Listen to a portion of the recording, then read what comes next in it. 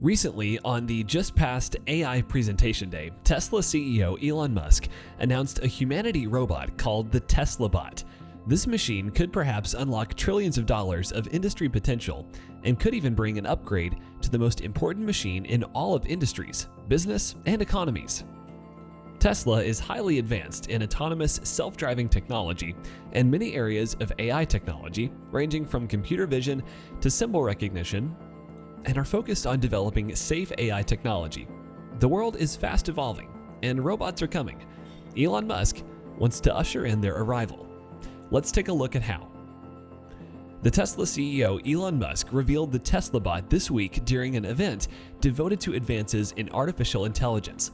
Described as, quote, the next generation of automation on the Tesla website, the humanoid robot is capable of performing tasks that are unsafe, repetitive, or boring.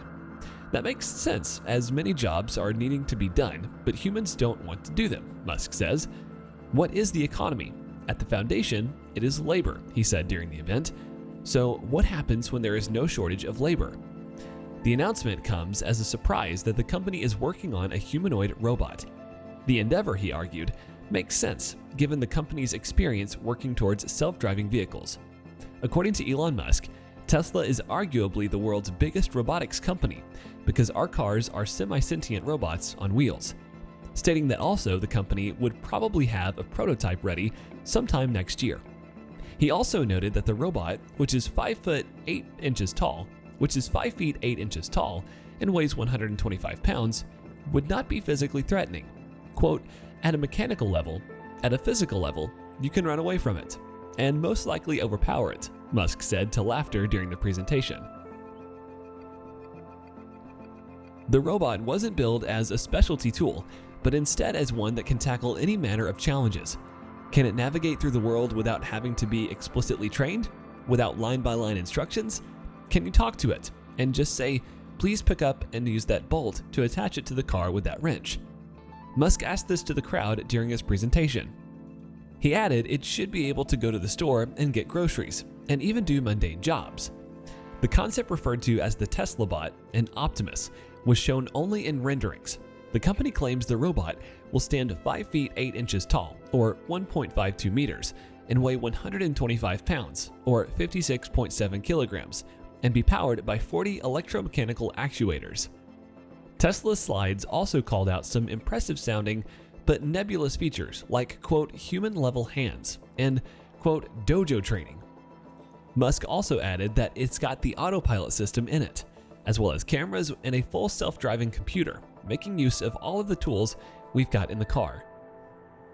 However, even with all these exciting upgrades and news from Elon Musk, there is still a lot of unsolved problems the company has to tackle before it can safely manufacture the AI Tesla bots.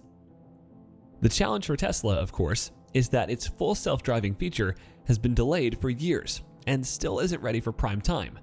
Betas of the software have been released to a few thousand Tesla owners, and videos of the system in operation show cars driving reasonably much of the time, but making poor choices frequently enough to be concerning.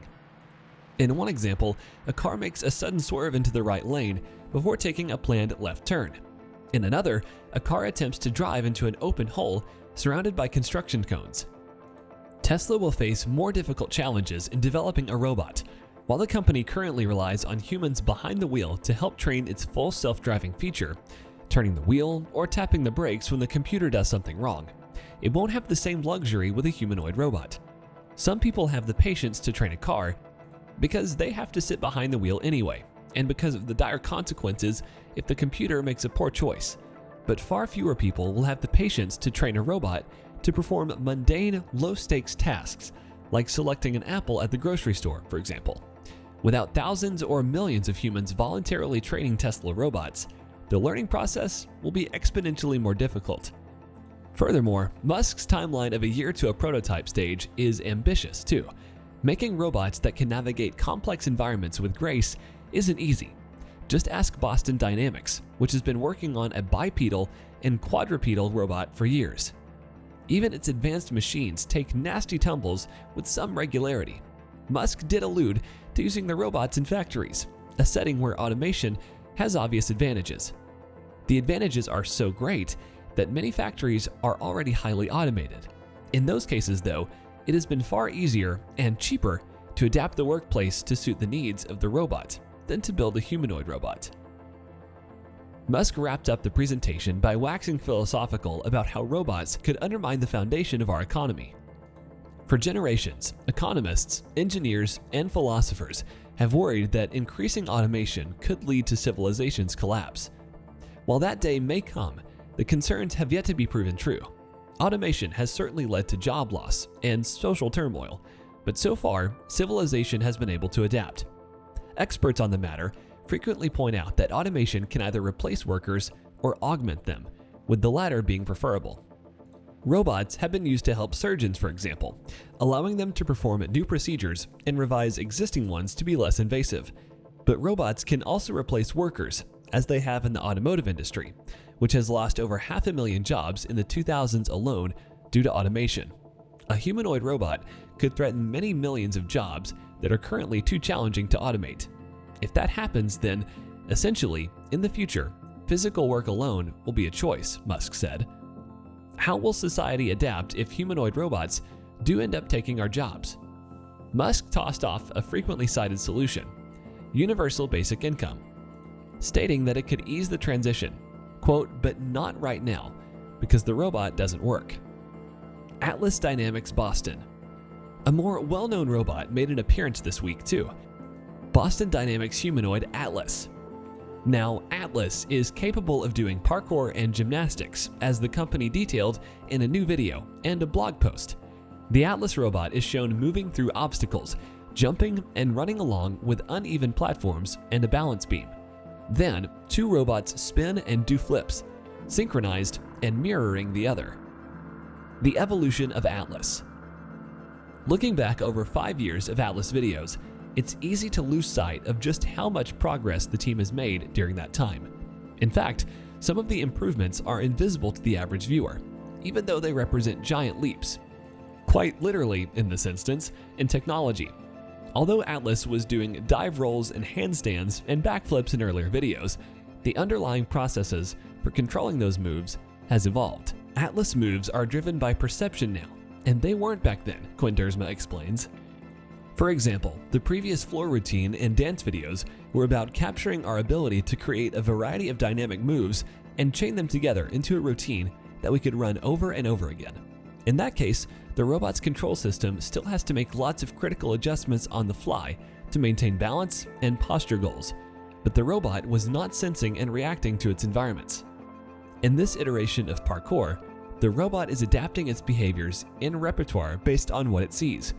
This means that engineers don't need to pre-program jumping motions for all possible platforms and gaps the robot might encounter.